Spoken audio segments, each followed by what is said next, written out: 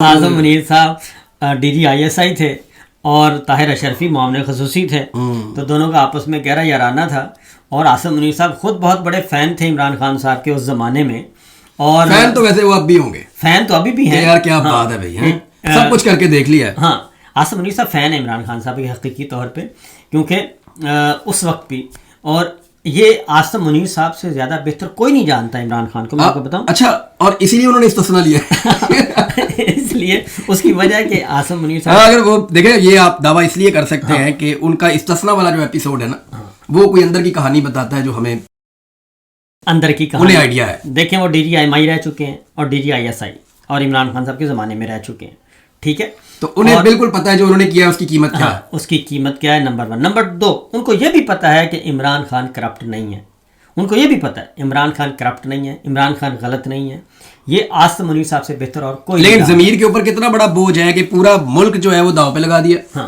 ملک کی معیشت داؤ پہ لگا دی، ملک کا امن و امان داؤ پہ لگا دیا، ملک کی سالمیت داؤ پہ لگا دی، پورا سوسائٹی کا فیبرک تباہ کر دیا، انسانی حقوق کی بدترین پامالیاں کر دیں، خواتین کی بدوائیں، بچوں کی بدوائیں، مسلمانوں کی بدوائیں، سارا کچھ کر کے ملک کو ٹکے کا فائدہ نہیں ہوا، اور اس آدمی کو یہ جانتے ہوئے جیل کے اندر بند رکھا کہ یہ آدمی کرپٹ نہیں ہے۔ بالکل۔ اور مفاد کیا رہا اس کے پیچھے؟ صرف اور صرف ایک کرسی اور کچھ بھی نہیں، ایک عہدہ۔ تو میں آپ کو حقیقت بتاؤں کہ اگر اسی لیے کہتے ہیں کہ اللہ تعالیٰ یہ کہتے ہیں نا یہ کہ عہدے کے پیچھے نہیں بھاگنا چاہیے، مینوپلیٹ کر کے کوئی چیز، جس کو خواہش ہو اس کو پھر عہدہ نہیں لینا چاہیے، کوئی چیز حاصل نہیں کرنی چاہیے۔ جب آپ مینوپلیٹ کر کے کوئی ادھر کی کوئی 100 مجبوریاں ادھر کی مانی، 100 ادھر کی مانی، اس کے بعد تو یہ ممکن نہیں، پھر وہ کمپرومائزڈ قسم کی کمپرومائزڈ ہے۔ اور یہی وجہ ہے کہ اعظم منیر صاحب جو ہیں وہ مسلسل چوتھا سال ان کا چل رہا ہے، چوتھا سال ان کا ایک ہی ہے کہ ان کا ہدف کیا ہے؟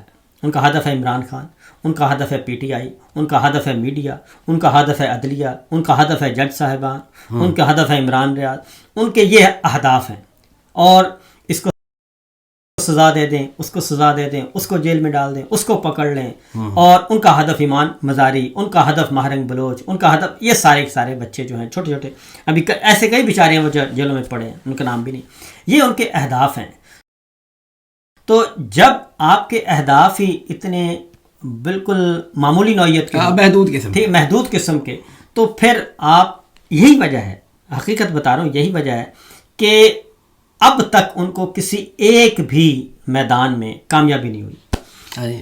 ایک ہوا آپ یہ انڈیا کے ساتھ جو لڑائی ہوئی، نہیں وہ تو پاکستان جیتا ہے، پاکستان جیتا، ایئر فورس نے کیا، میں پھر بتا رہا ہوں، اگر فوج آرمی چیف عاصم منیر کی نہیں ہے، آرمی چیف وہاں پہ ملازم رکھے ہوئے ہیں کہ یار آپ نے یہ اتنے عرصے کے لیے چلانی ہے، وہ فوج تو پاکستان کی ہے، جیتا تو پاکستان ہے۔ ان کی ذاتی کامیابی کیا ہے؟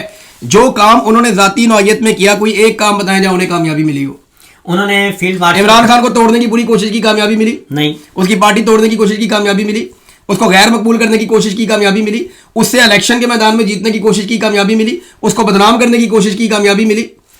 کسی چیز میں آپ کو کامیابی نہیں مل رہی، حتیٰ کہ عمران خان کے لوگوں کو توڑنے کی کوشش کی، اس کے لوگ بھی نہیں ٹوٹ پا رہے، وہاں پہ بھی کامیابی نہیں ہوئی۔ 150 آدمی جیل میں ہے، 150 سے زیادہ ہے۔ اعجاز چودھری صاحب کی کیا، اعجاز چودھری صاحب کو دیکھ لیں آپ کو پتہ ہے وہ پہلے ہی بہت بیمار تھے، انتہائی شریف آدمی۔ یہ 2014 میں اعجاز چودھری صاحب نے ایک پیدل مارچ کیا تھا، بالکل، میں نے کیونکہ اس پیدل مارچ کا ایک حصہ چھوٹا سا کور بھی کیا تھا، تو مجھے یاد ہے کہ یہ اس وقت بھی فٹ نہیں تھے، انہیں اس وقت بھی آج سے 12-13 سال پہلے بھی ان کو پرابلمس تھے، میڈیکل ایشوز تھے۔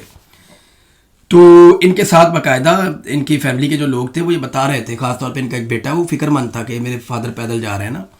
تو اعجاز چودھری صاحب کی جو میڈیکل کنڈیشن ہے وہ نئی نہیں ہے، ایسا نہیں ہے کہ وہ جیل میں جا کے بیمار ہو گئے ہیں، وہ کافی پرانا ان کی ایک ہسٹری ہے، اور اس کی وجہ سے وہ جو ہے وہ ان کو علاج اپنا کروانا پڑتا تھا، اور اب وہ بہت بری حالت میں ہے، لیکن انہیں ترس ہی نہیں آتا، انہیں انسانیت کا، یعنی اعجاز چودھری نے ایسا کون سا جرم کر دیا کہ وہ آدمی اس کے جسم کے آرگنز ضائع ہو رہے ہیں، ہاں جی، اور ان کی جان کو خطرہ ہے، یہ پھر بھی ان کو علاج دینے کے لیے تیار نہیں، ایسا کیا کر دیا؟ یہ ہے وہ ظلم، یعنی کہ بدترین ظلم جو ہے وہ ہے قیدیوں پہ ظلم کرنا، جو پہلے بیچارے جو آپ کی قید میں، آپ کی قید پوری طرح آپ کے کنٹرول میں، مکمل کنٹرول میں ہیں، ان پہ ظلم کرنا، لوگوں کی آنکھیں ضائع ہو رہی ہیں. میاں محمود رشید, عمران خان صاحب کی, ان کی وائف کی, اور پھر ابھی صنم جاوید وغیرہ وہ بتا رہی ہیں کہ ان کی بھی رائٹ آئی کے اندر ان کا بھی مسئلہ ہے. صنم جاوید میں خواتین ساری جتنی بھی ہیں جی, اور ایمان مزاری کو دیکھ لیں, کیا ہے جی ماہرنگ بلوچ, اس کو کیوں گرفتار کیا؟ تو بنیادی بات یہ ہے کہ آپ ظلم جتنا بھی کریں گے نا, اللہ تعالیٰ ظالموں کو جو ہے وہ پسند نہیں کرتا, ظلم کو پسند نہیں کرتا, اور ان کو کبھی کامیابی نہیں ملتی. تو اگر یہ اسی پیٹرن پہ, کیونکہ میں ایک اور بات بتاؤں, صبر بھی ایک چیز ہے, یہ چیز تو ہم کرتے رہتے ہیں. ایک بیانیہ نا آج کل ٹاؤٹس بنا رہے ہیں کہ جناب عمران خان نے کیوں کہ ترکی کا ڈرامہ دیکھ لیا اس لیے جناب محمد بن سلمان ناراض ہو گیا. عمران خان نے ملیشیا کے ساتھ بات کر لی مہاتیر محمد سے کہ جناب ہم کوئی چینل بناتے ہیں, کچھ کرتے ہیں, تو وہ ناراض ہو گیا محمد بن سلمان. یا اس وجہ سے محمد بن سلمان کو, ان بیوقوفوں کو اتنا نہیں پتا کہ ترکی کے ساتھ ان کے تعلقات ٹھیک ہیں, اور صرف اس بنیاد پہ کہ آپ کے ترکی کے ساتھ تعلقات اچھے ہیں, آپ ان کا ڈرامہ دیکھ رہے ہیں, وہ ہماری حکومت گرا دیں گے. بالکل, یہ ہم اب پاگل ہیں, ہم روٹی کو چوچی کہتے ہیں. وہ باقی ملک جو وہاں پہ اکٹھے ہوئے ان میں سے کسی کی حکومت نہیں گرائی. سر اس کو سمجھیں آپ, جو ملک وہاں پہ اکٹھے ہوئے ان میں سے کسی کی حکومت نہیں گرائی, پاکستان کی گرا دی. اور بھائی یہ جرنیلوں کا کیا کرایہ اٹھا کے محمد بن سلمان پہ بیچارے پہ ڈال رہے ہیں, وہ نہ 3 میں نہ 13 میں, اس کا کام ہی کوئی نہیں اس کے اندر. میں آپ کو یہ بتاتا ہوں کہ یہ کرتے کیا ہیں. اس وقت کے جو باجوہ صاحب نے کیا کیا, باجوہ صاحب نے یہ کیا, ابھی بھی اس کے پیچھے ہے باقاعدہ نا یہ ٹارگیٹ. کچھ عرصہ پہلے باقاعدہ پی ٹی آئی کے لوگوں سے انہوں نے ڈونلڈ ٹرمپ کے خلاف نعرے لگوائے, اور انہوں نے امریکہ کے خلاف نعرے بازی کروا کے وہ باقاعدہ ثبوت کے طور پہ ویڈیو بنا کے جا کے وہاں پیش کیا کہ سرکار دیکھیں یہ لوگ آپ کے خلاف ہیں, یہ آپ کے خلاف ہیں. اب یہ کچھ دن کے بعد کیوں آ جاتا ہے بیان کے جی یہ محمد بن سلمان جو ہیں وہ ان کی وجہ سے یہ ترغل دکھایا تو محمد بن سلمان, یہ اس لیے کہ پی ٹی آئی والے محمد بن سلمان کے خلاف کمپین شروع کر دیں. سر آپ کو پتا ہے جو ترغل ڈرامہ ہے یہ عربی میں اس کی ٹرانسلیشن ہے. بالکل ہے, ان ڈراموں کی عربی میں بھی ٹرانسلیشن ہے, اور یہ سارے گلف کے اندر ان ممالک کے اندر مقبول ترین ڈرامے ہیں. جی ہاں, ان کے اپنے شہری دیکھتے ہیں, وہاں انہوں نے نہیں روکا, پاکستان میں ان کو کیا پنگا پڑ گیا. یہ نا لوگ بیوقوف ہیں, یہ عمران خان میں کیڑا نکالنے کے لیے نا کچھ نہ کچھ بیوقوف لوگ, انہیں عقل ہی نہیں ہے, انہیں سمجھ ہی نہیں ہے. بھئی آپ نے اس کو کاؤنٹر کرنا ہے تو دلیل کے ساتھ کریں, دلیل کے ساتھ, کسی ایسی چیز کے اوپر آپ. ہاں جب کوئی یہ کہتے ہیں کہ عثمان بزدار سے بہتر وزیر اعلیٰ ہونا چاہیے تھا, بالکل ٹھیک ہے بات, آپ یہ بات کر سکتے ہیں. عمران خان کی معیشت کے اندر فلانی پالیسی اچھی نہیں تھی, اگر آپ نشاندہی کرنے میں کامیاب ہو جائیں بڑی اچھی بات ہے, آپ کر سکتے ہیں. ہاں عمران خان نے فوج کے ساتھ تعلقات کو ایک حد سے بڑھا دیا تھا, نہیں کرنا چاہیے تھا, یا جنرل باجوہ جو ایکسٹینشن عمران خان نے دیا وہ نہیں دینا چاہیے تھا, یہ بڑی جائز تنقید ہے.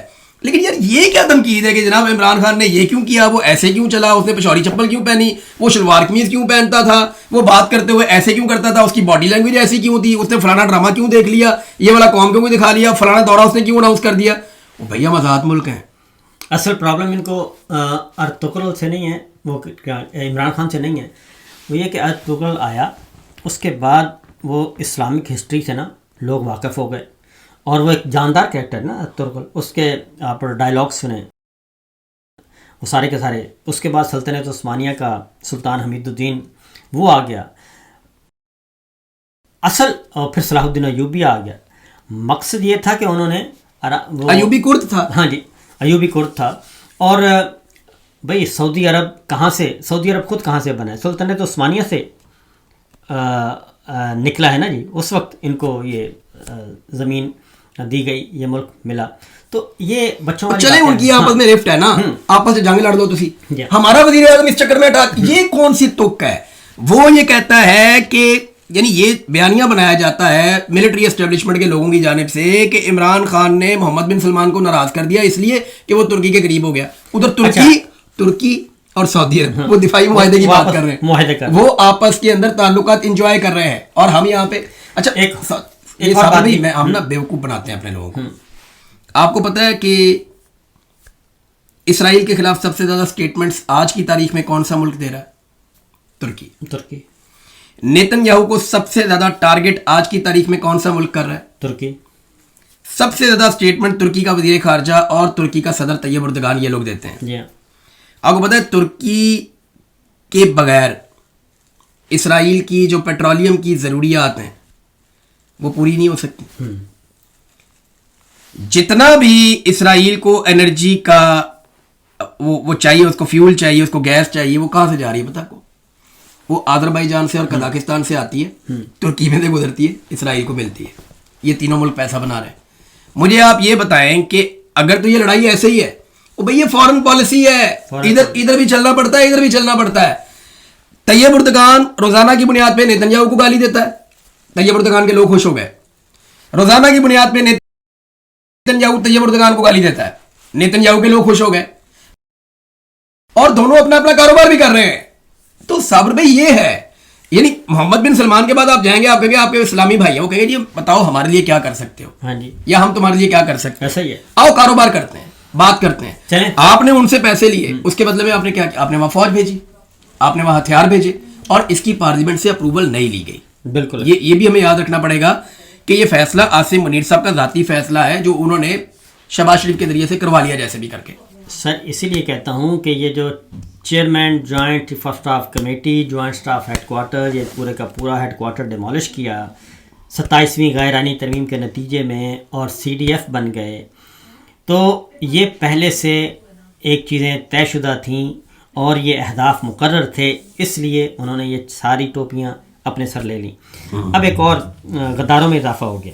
اچھا, پہلے تو ہم تھے نا صرف, اب مطیع اللہ جان صاحب بھی, ہاں ان کی نوکری چلے گی. ان کی نوکری چلی گئی. یہ پاکستان میں روزانہ کی روٹین ہے, کوئی نہ کوئی صحافی ہمارا جو ہے وہ بے روزگار ہوتا رہتا ہے. مطیع اللہ جان صاحب کی بھی اب نوکری چلی گئی ہے, انتہائی افسوسناک ہے. یہ اب کا تھوڑی ہے صابر بھائی, ہر دور میں ہوتا ہے. اور عمران خان کے دور میں بھی لوگوں کی نوکریاں جا رہی تھیں, آج کے دور میں بھی جا رہی ہیں. صحافی زیر عتاب رہتے ہی ہیں پاکستان کے اندر, یہ سب سے رسکی جاب ہے. لیکن میں ایک بات ہمیں ماننی پڑے گی کہ بہت جمہوری دور تھا اس دور کی نسبت عمران خان کا دور, بہت زیادہ.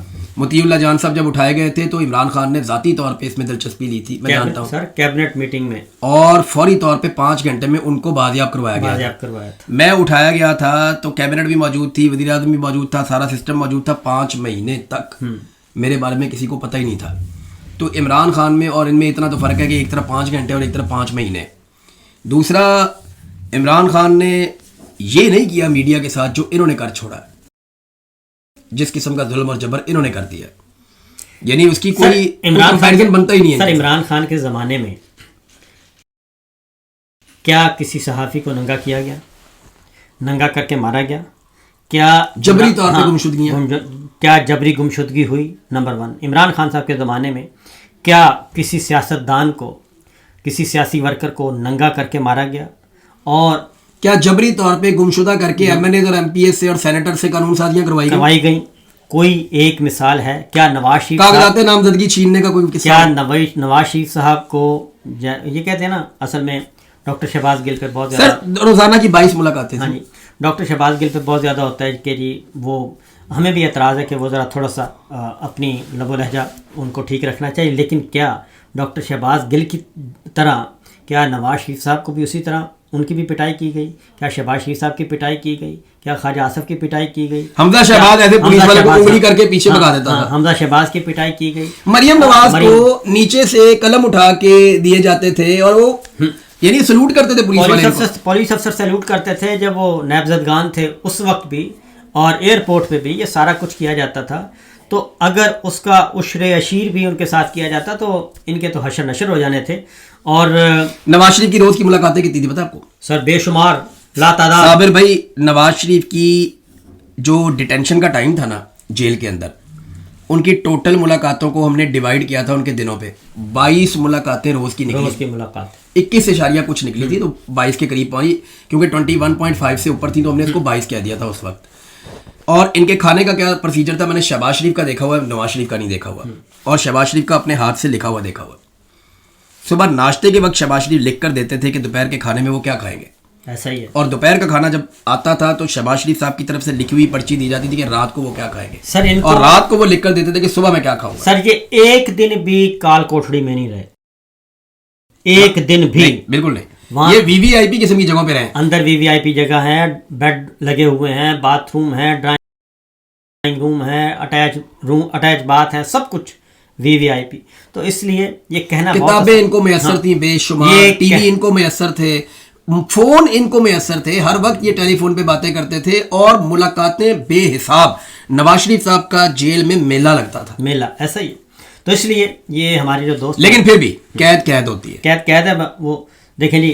بات یہ ہے کہ اس کے باوجود ہم اپنے دوستوں سے کہیں گے کہ جو بیرون ملک بیٹھے ہیں 5 لوگ ہیں 7 لوگ ہیں 8 لوگ ہیں، یہ سارا ملبہ ان پہ نہ ڈالیں. اس کا مطلب تو پھر یہ ہوا کہ پھر 5-7 لوگوں کو، اگر 5-7 لوگ اتنے بھاری ہیں، ان کا پلڑا اتنا بھاری ہے کہ کوئی میرا خیال ہوں گے 700-800 تو ہوں گے ہمارے دانشور اس وقت پاکستان میں. اربوں روپے کا بجٹ بھی ہے، اربوں روپے کا بجٹ ہے.